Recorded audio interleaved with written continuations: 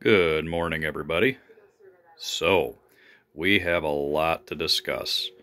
I haven't been working on the Cap 21 a whole lot. During the week, I'm just not in the mood. I come home from work and plop in front of the television, and there I remain until I go to work the next day. So, weekends are prime time for building. Last weekend, I got practically nothing done on the airplane because it was two perfect days for flying. But I think it was the weekend after I made the last video, I basically built the fuselage because I got the wood order in. And it's been a little slow going since, but now as you can see, there is pretty much a completed fuselage. I'm just about ready to sheet the turtle deck section. Just installed the tube to run the servo wires. So I think that's all I had left back here before I could close this area up. Yesterday was a 10-hour day of just installing the cowl. Good grief. But 10 hours paid off because this particular cowl installs with a cowl ring on the inside, so it does not go over the fuselage. It has a smooth transition all the way around. Well, somewhat smooth. So that doesn't just happen. It takes a lot of sanding and fitting and all sorts of good stuff. And it's not completely done yet. I still have to do a little bit of reinforcing on the inside of the cowl to make sure that ring doesn't pop loose. But in a little bit, we'll pop the cowl off and I'll show you more of that.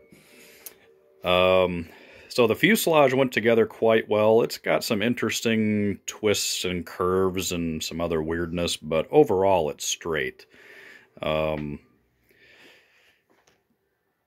noticed when building the fuselage, a lot of the formers did not make sense. In other words, after I cut them and laid them on the airplane, some of them were just so obnoxiously oversized or undersized, it was awful.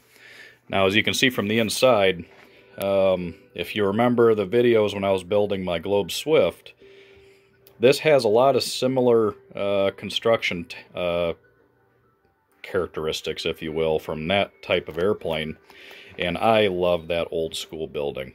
No Swiss cheese, Chinese puff wood in here that's gonna just, obliterate and come apart in a very light crash. This is a solid wood airplane, but the way the construction is, it's very light. Back to the issues with the plans. Now you can see here, this former and this former are the only ones that are solid all the way around. And of course, the formers up in the front that go around the engine box, we'll be able to see that in a little bit. This one here is a little bit unique to keep the weight down. It's a 1/4-inch balsa former, but this is in a very important structural part of the airplane right here at the back of the fuselage, or where the fuselage kind of meets the trailing edge of the wing, where the rear wing mounts are. A lot of stress right here. So typically this would be a plywood former, but that's also, added weight behind the center of gravity. So it's 1/4-inch balsa, laminated with 1/64 ply on each side. So very light, very strong. Awesome. Now these formers here, the top formers, as you can see, are one piece, but then everything down inside is sticks built all the way across. And once again, those did not fit very well going off of the plans.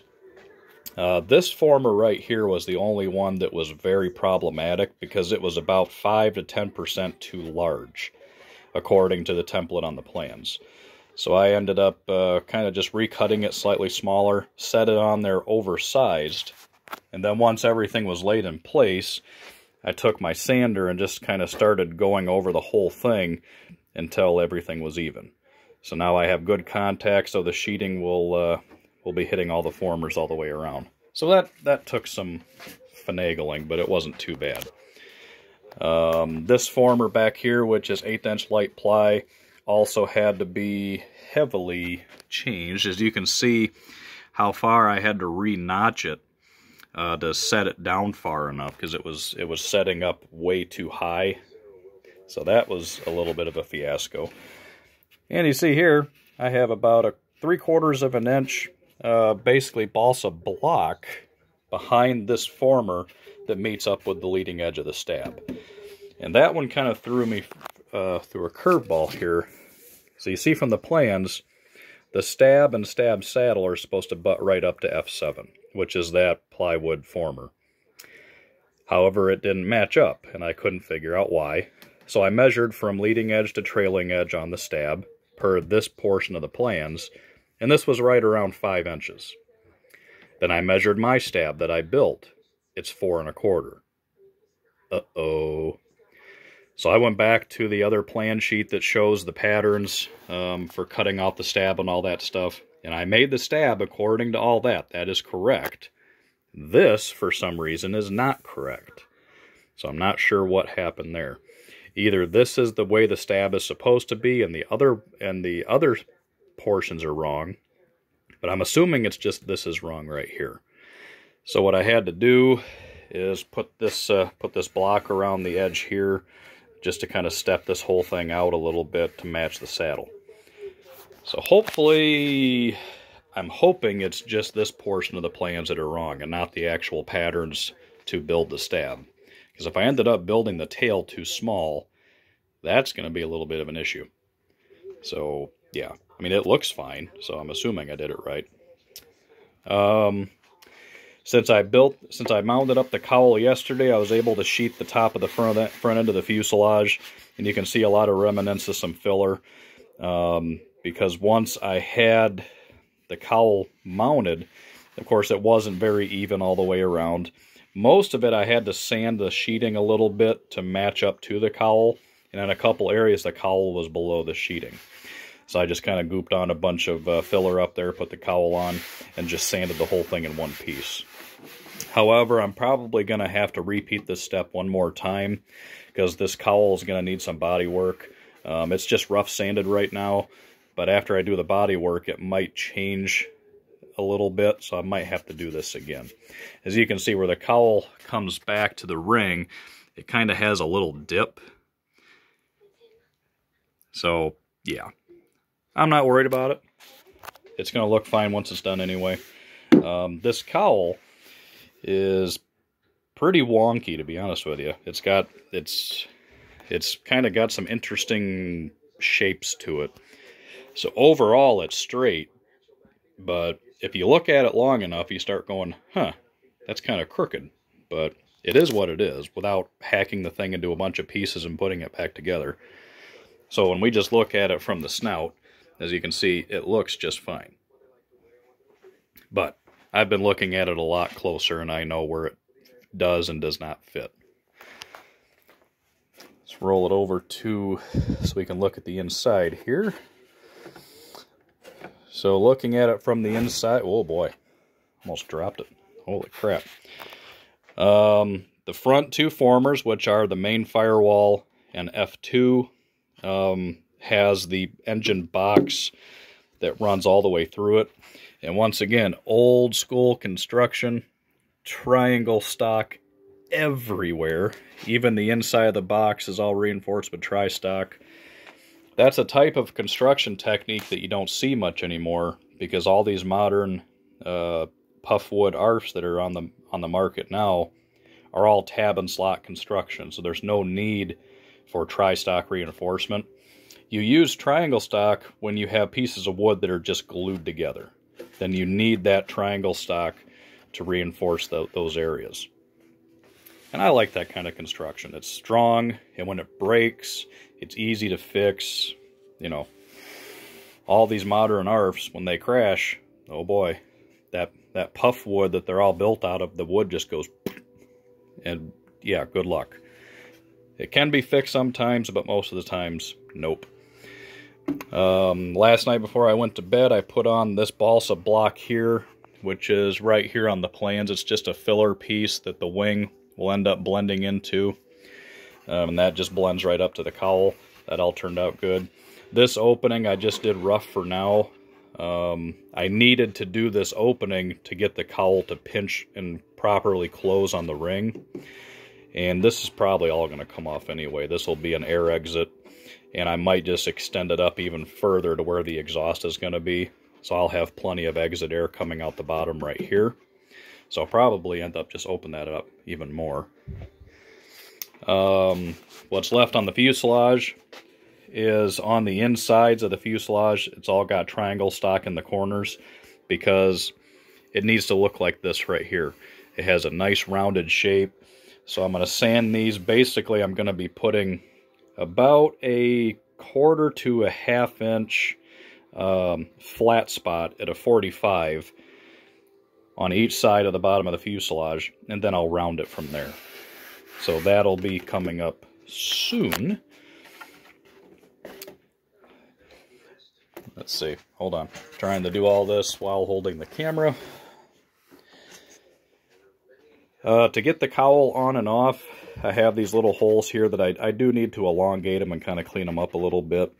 So there's access holes on the sides, on both sides, so I can get my ball driver in there to undo the screws, which you can clearly see in there. I mean, that's a pretty straight, clean-looking airplane. Sort of. Don't look at it too long. Alright, I'm going to put this on pause real quick, and I'm going to take that cowl off and show you what the engine box and the cowl ring situation looks like. Hang on. Okay, now that the cowling is removed, we can see the engine box in more detail. When we look on the inside, all reinforced with tri-stock. We got some 45 cut pieces here that extend to the bottom of the firewall for more strength. And of course, a nice epoxy micro balloon fillet on the side. More tri-stock under here. So very, very strong. Good stuff. Now, one of the issues is this box is what it is. Okay? And what I mean by that is I can't really change much because it is built into the airplane. I can't really widen it because then it'll interfere with my cowl ring. And you don't want to make the cowl ring any narrower because then it's going to be, you know, not as strong and could break away.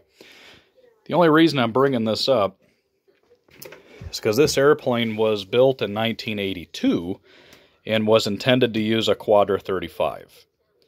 So a rather small engine for a plane this size. I mean, adequate power, but definitely not by today's standards, and very heavy.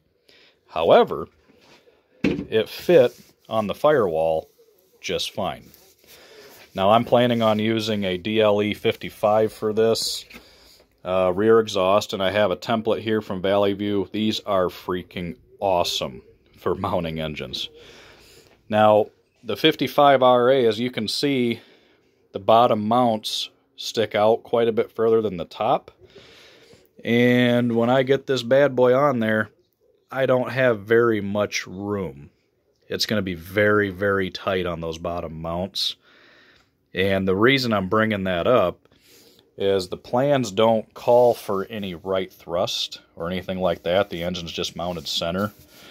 I'm using a much larger engine, larger prop, and I kind of want some right thrust. But there's not enough room in this engine box to move the engine over so I can put the right thrust in there. So the spinner will still be lined up with the center of the cowl.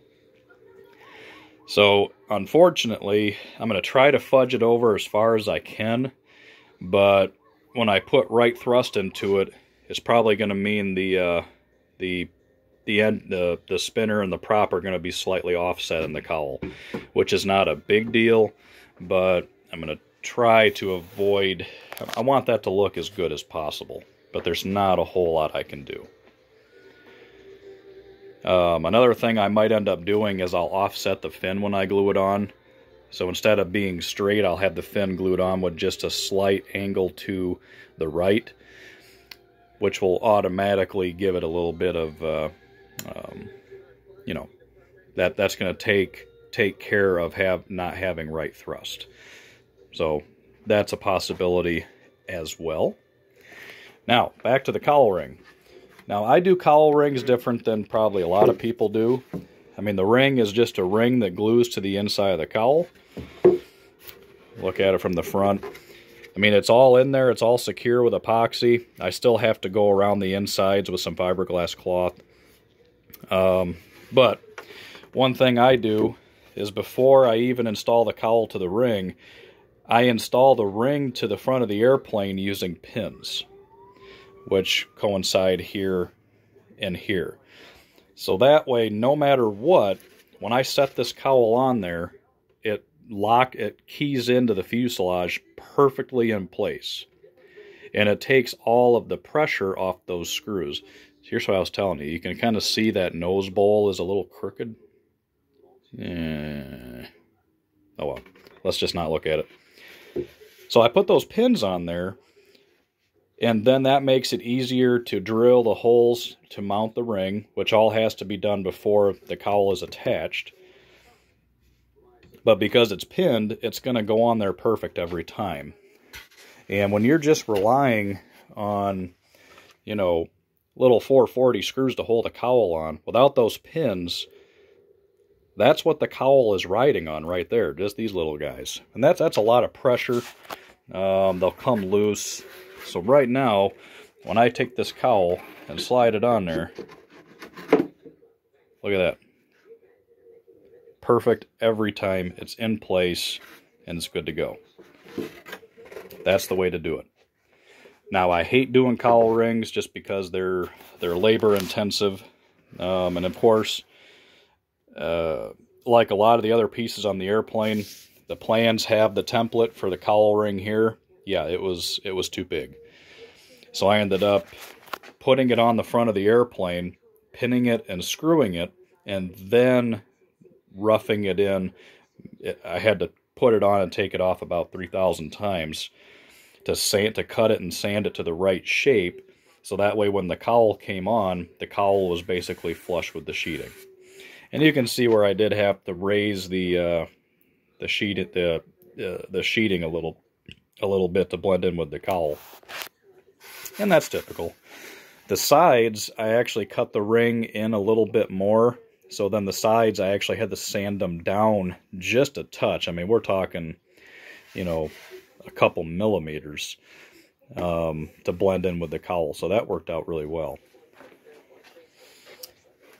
Now, once again, this is very strong. Very, very strong.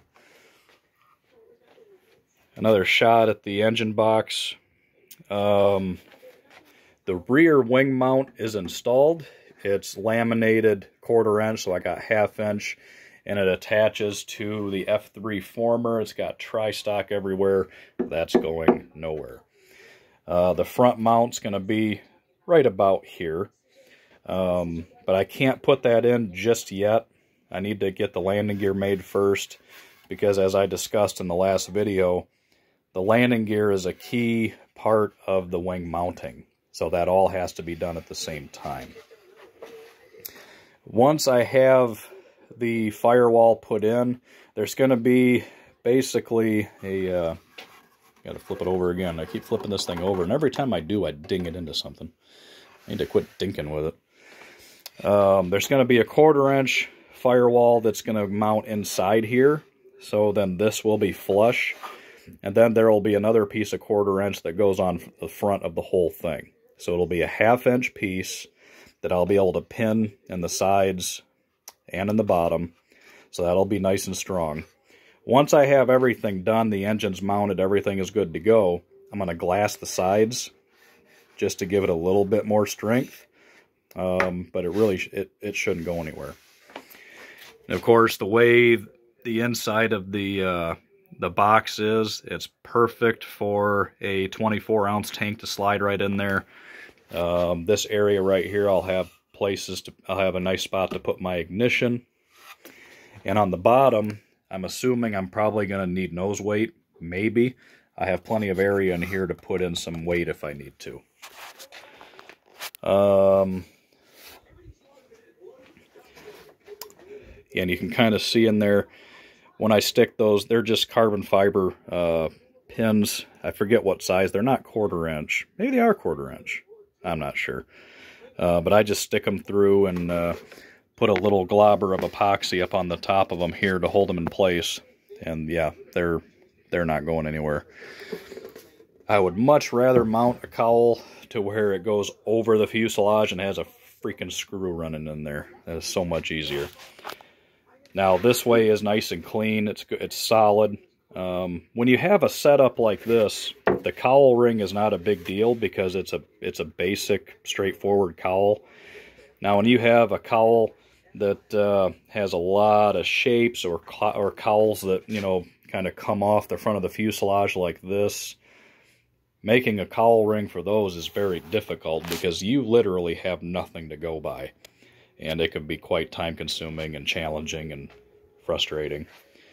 I did have to kind of modify the bottoms a little bit to actually match up with the cowl ring, if it'll focus. So you can see there's some extra scabs of wood in there to fill in those areas. But overall, it's not bad. Like I said, the cowl's kind of wonky.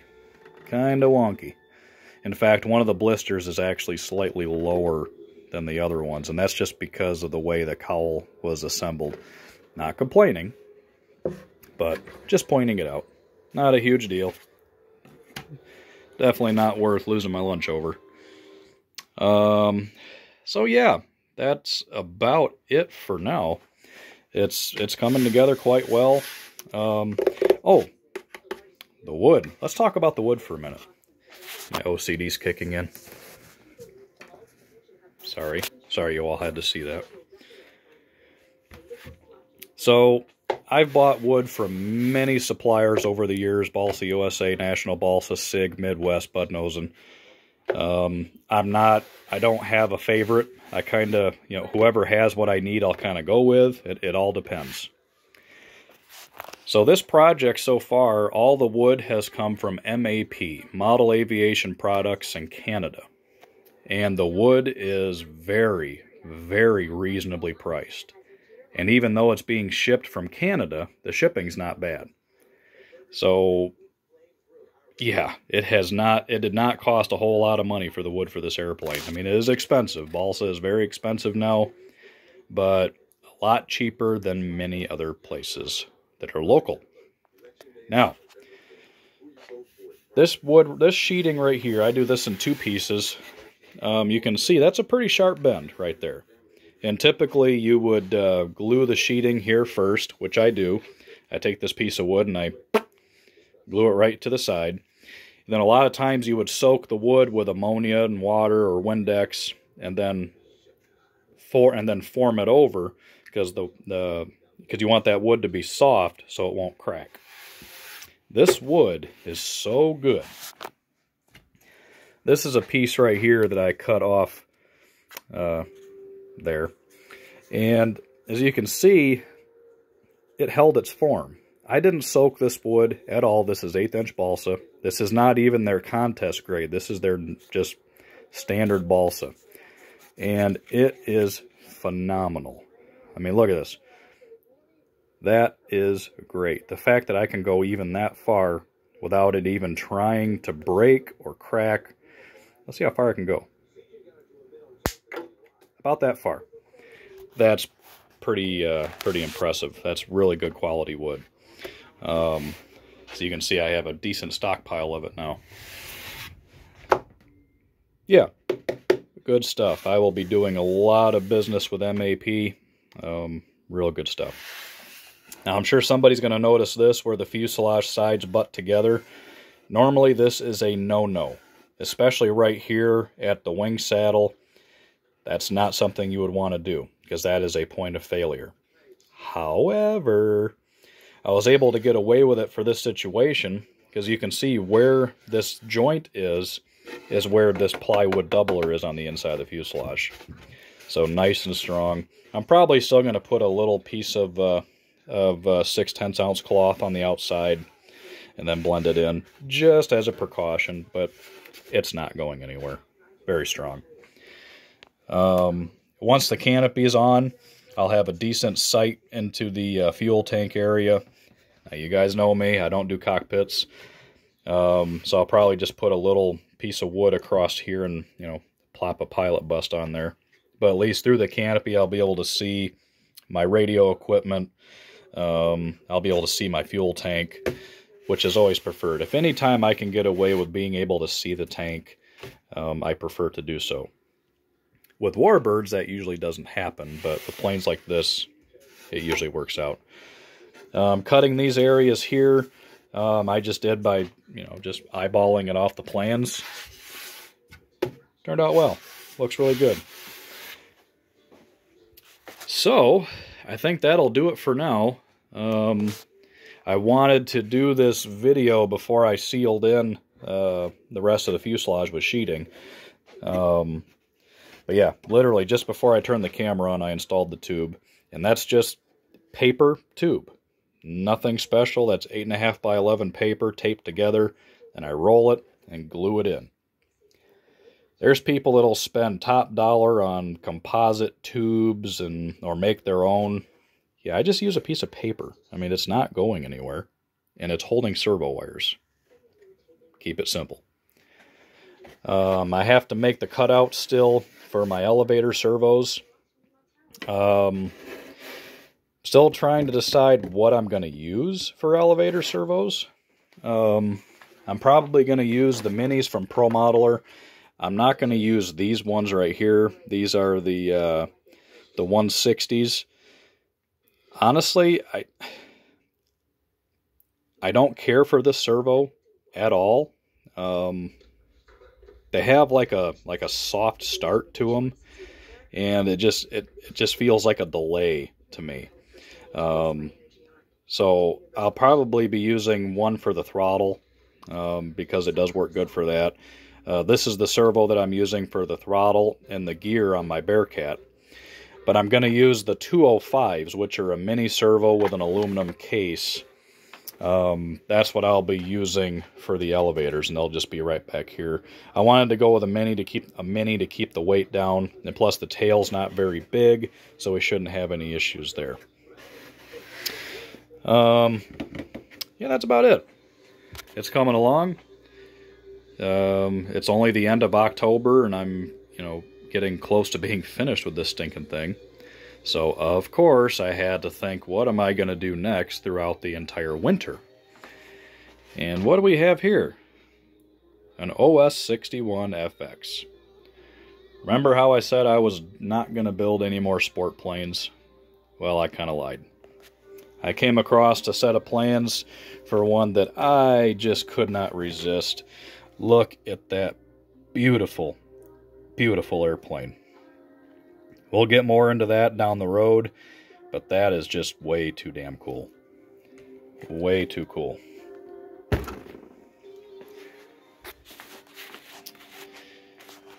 Alright. I think that's going to about do it.